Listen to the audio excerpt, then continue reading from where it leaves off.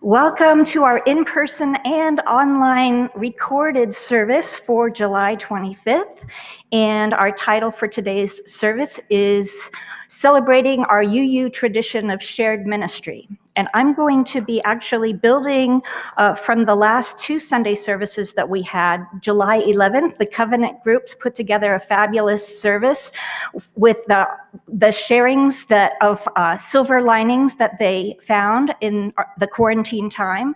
Last Sunday in my recorded service, I talked about the deep art of listening and how that's related to our tradition of a covenant that binds us together as Unitarian Universalists.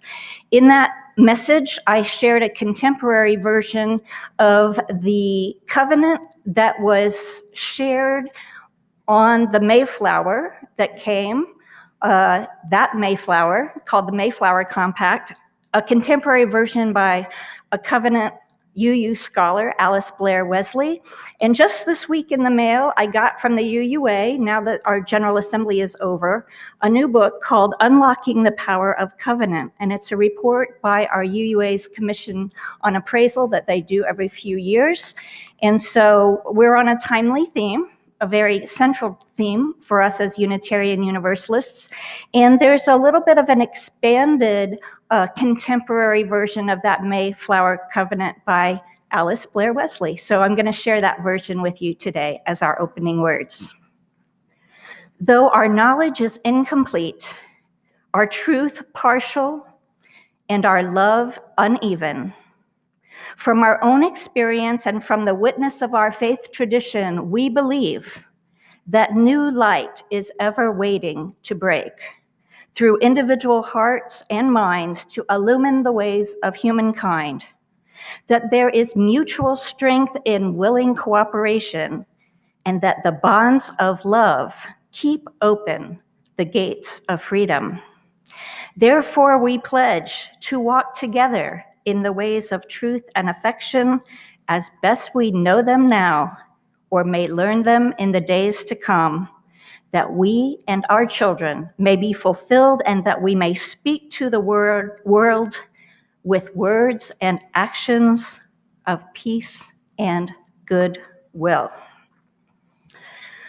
Welcome, everyone. It's good to be together again. We are in a transition time, as I mentioned before. We only have 2 more pre-recorded services to go between now and September 12th, our In-Gathering Water and Earth service. So the pre-recorded services will be on August 15th, the big yard sale weekend, to give everybody a break, and then on September 5th, the Labor Day weekend.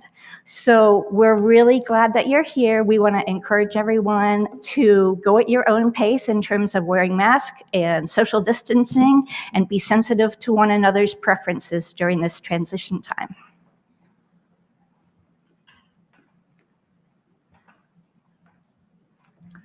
Welcome, everyone.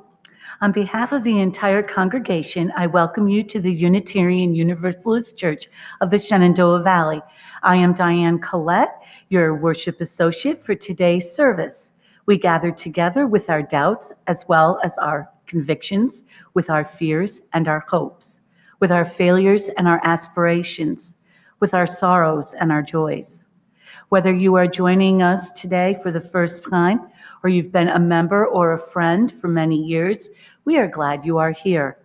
Whatever faiths you have known, if any, whatever your background, whoever you are, whomever you love, however you arrived here, you are welcome. And now, Lena Hurt will come forward. We'll say together the words of our chalice lighting.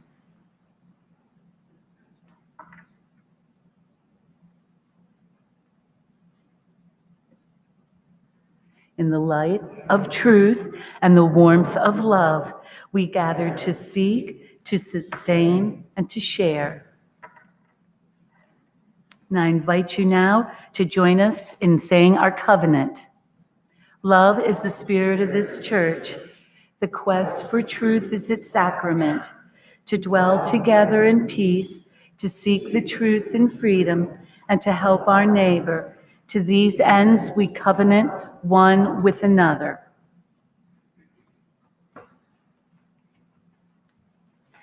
And before we continue with the service, as we've done from the very beginning of the quarantine time, a year ago, March, now we're, a year and a half at least, if not more, we pause at the beginning for a time of silence. Our hearts and minds are still troubled by the pandemic, especially the recent spread of the Delta variant. We're troubled also by the massive wildfires across the western part of our country and the smoke that's making its way all the way to the East Coast. We're also troubled by, now that people have resumed their social public activities, with a resurgence of mass shootings across the country, which is very concerning. So there's a lot that weighs on our minds and hearts in this transition time. If you would, please join me in a silence as we hold together in our hearts and with the wider community our hopes that we manage through these concerns and address them head on, that we find the courage and the compassion and the knowledge that we need to have a healthier country and a healthier world. Please join me in the silence.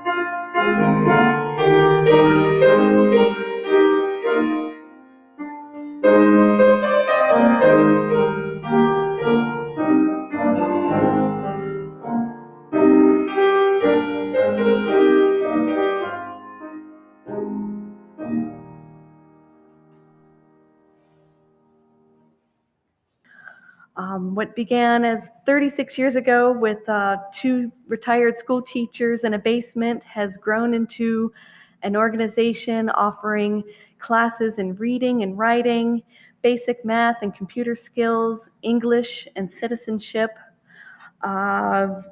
Literacy volunteers this fiscal year saw 40 volunteer tutors help 490 students with their classes. Citizenship being a new focus for us at Literacy Volunteers. We've been helping area residents prepare for their one-on-one tutoring, preparing for their naturalization exam.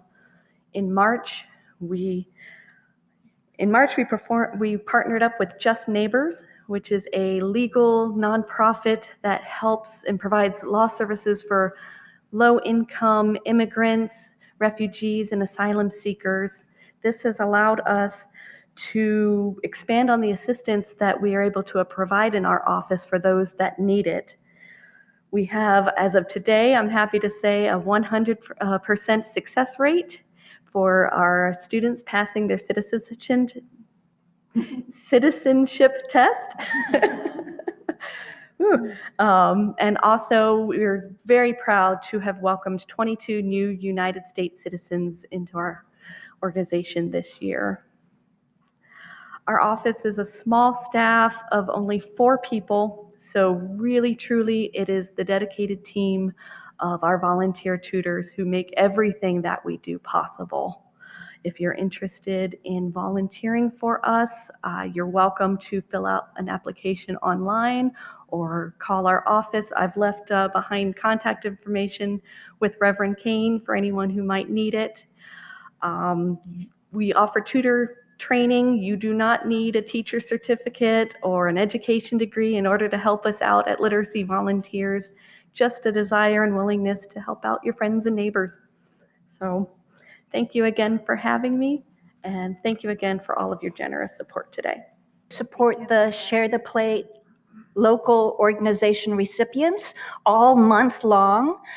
We will get back into the swing of having a representative and having a designated Sunday. We're not quite there yet. You might not have known we were doing this today, but half of the loose offering will go to support literacy volunteers, but you can also write a check directly to them, put it in the plate today, or send it to the office. You can also make a contribution online through our email newsletter. So lots of different ways to support a great cause, which goes very well with our theme today of our UU tradition of shared ministry, both within and beyond these church walls. We will now gratefully receive an offering to support the work of our congregation.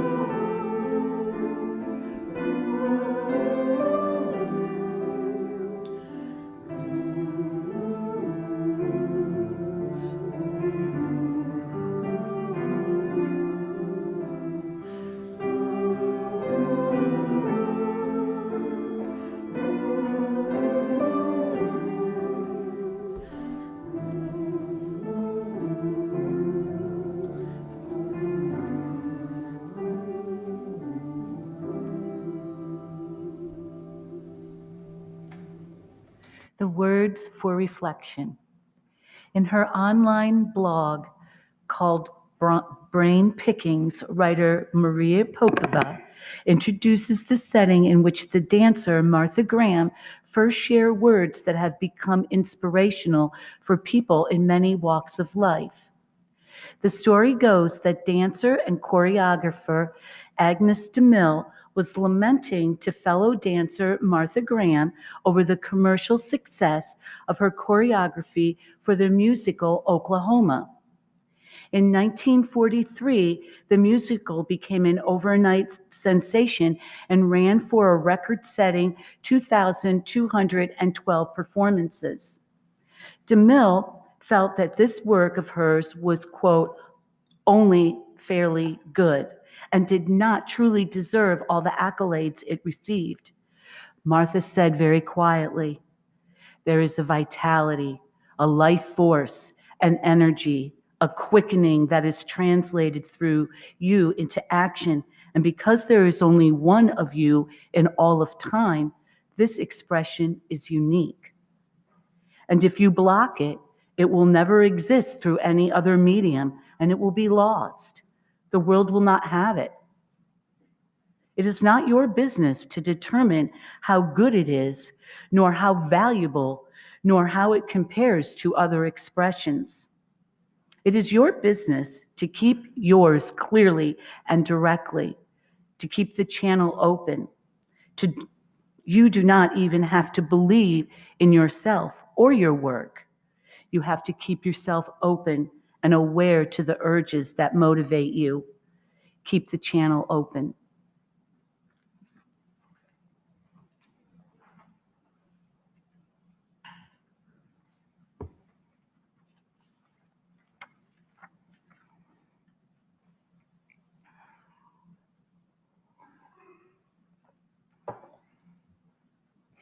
Each and every one of us has unique gifts that deeply enrich the ways we experience our lives and that serve to enrich the lives of others.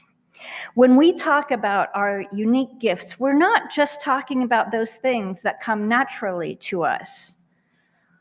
Our gifts can be a personality quality like empathy, patience, or a knack for being friendly and welcoming. Or it can be a talent for music or art or dance, or even a natural aptitude for words or numbers, or for building things or cooking. There are actually so many different forms of expression that our innate gifts can and do take. But our gifts are not just our innate abilities, those qualities that come easily and naturally to us. Our gifts are also our passions, those areas of interest that really get us going.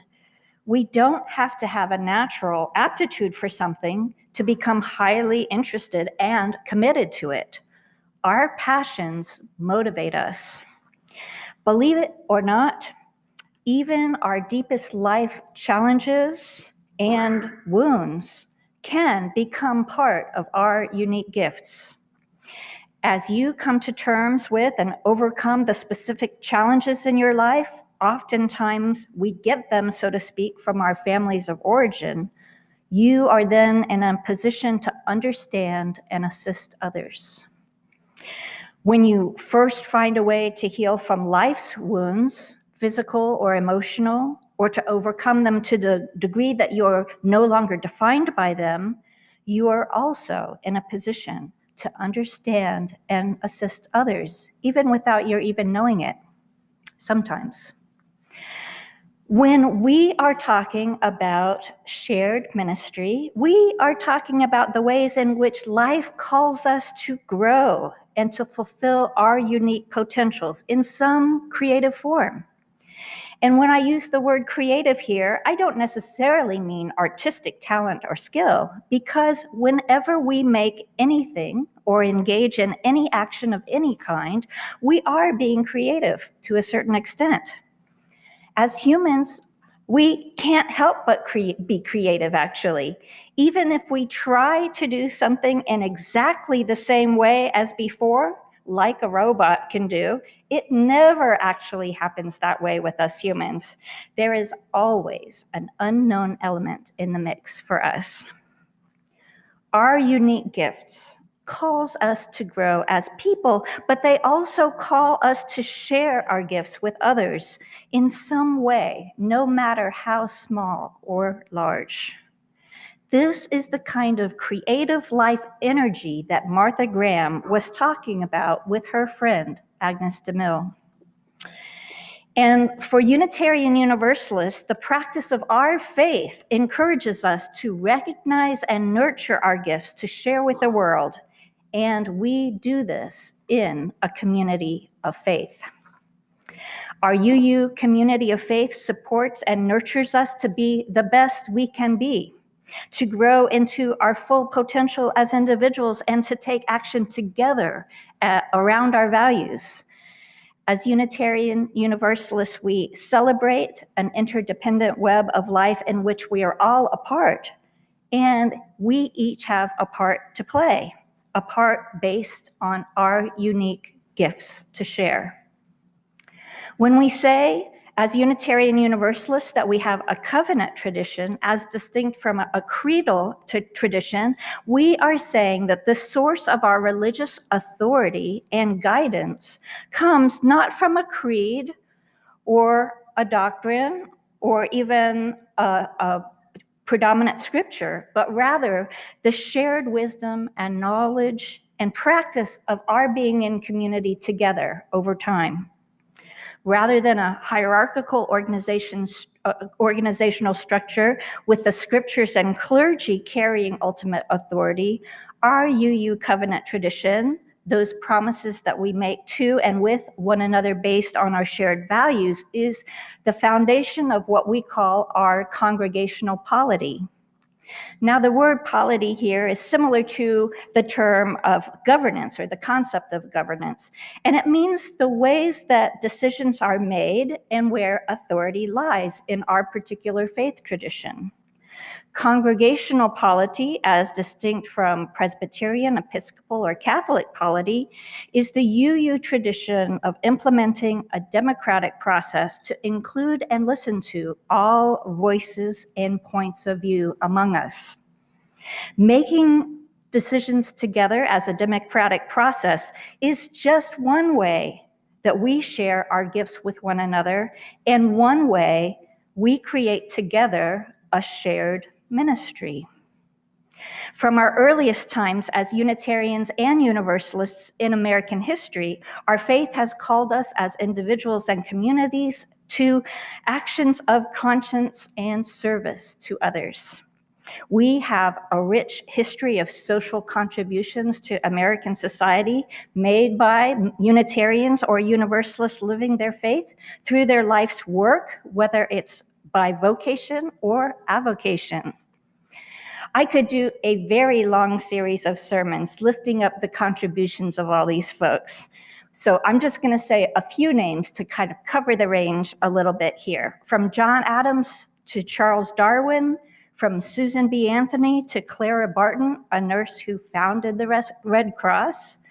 Writers like Charles Dickens, E.E. Cummings, Louisa May Alcott, Kurt Vonnegut, composer Bela Bartok, and architect Frank Lloyd Wright.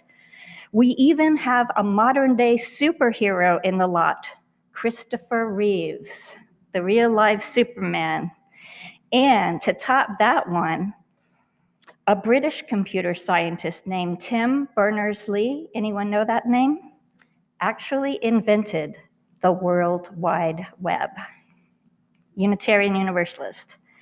As a community of faith, we ordained the first woman to ministry in the United States with Olympia Brown.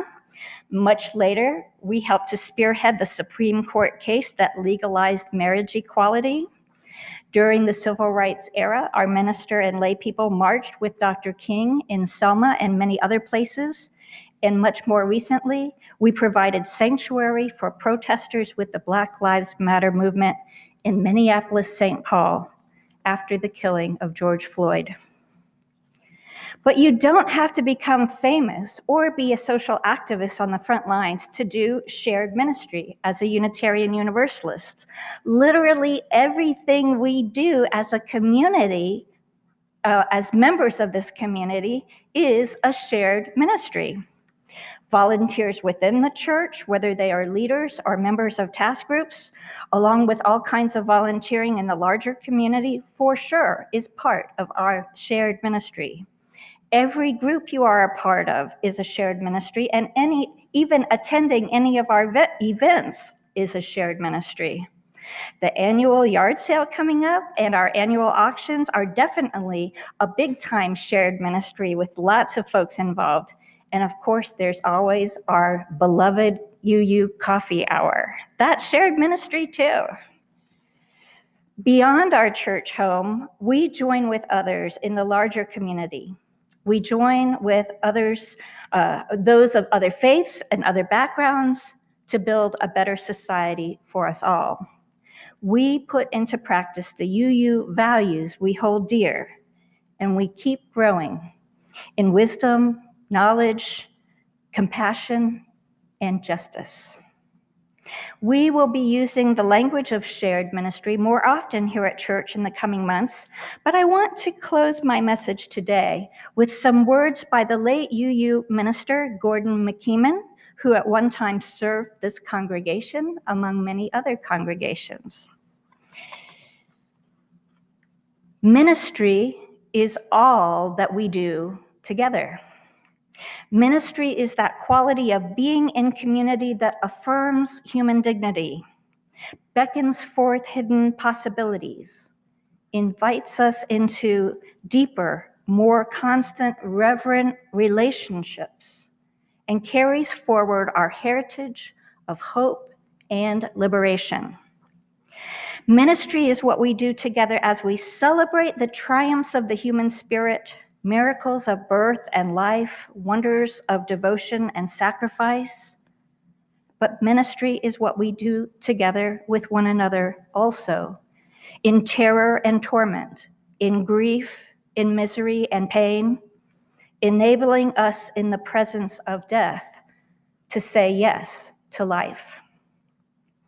We who minister speak and live the best we know, with full knowledge that it is never quite enough. And yet we are reassured that lostness is found, fragments reunite, wounds heal, and joy is shared. Ministry is all we do together. Amen and blessed be.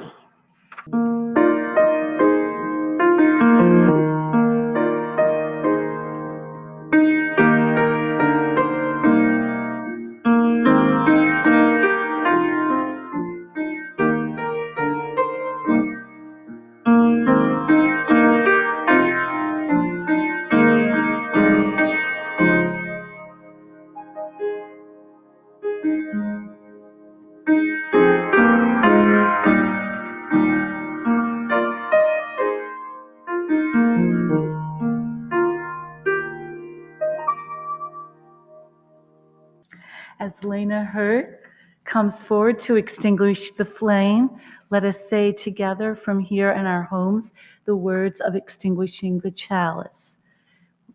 We extinguish this flame, but not the light of truth, the warmth of our community, or the fire of our commitment.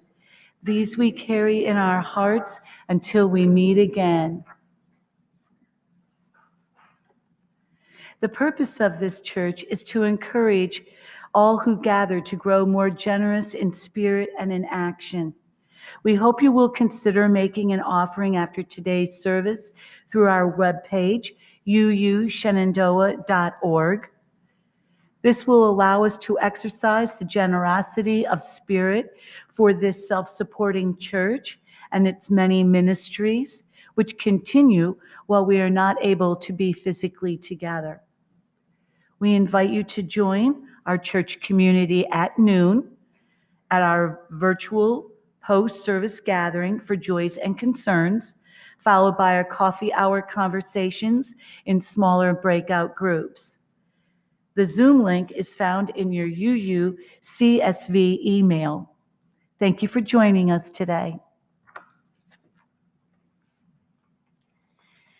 And I have two sets of short closing words for today's service. The first by Dorothy Day. People say, "What is the sense of our small effort?" They cannot see that we must lay one brick at a time, take one step at a time. A pebble cast into a pond causes ripples that spread in all directions. Each one of our thoughts, words, and deeds is like that. No one has a right to sit down and feel hopeless. There's too much work to do. And these words by Edward Everett Hale. I am only one, but still I am one. I cannot do everything, but still I can do something. And because I cannot do everything, I will not refuse to do the something that I can do. Stay safe, stay strong, and we look forward to seeing you next time. Thanks for being with us today. And if you'll remain seated for a brief postlude,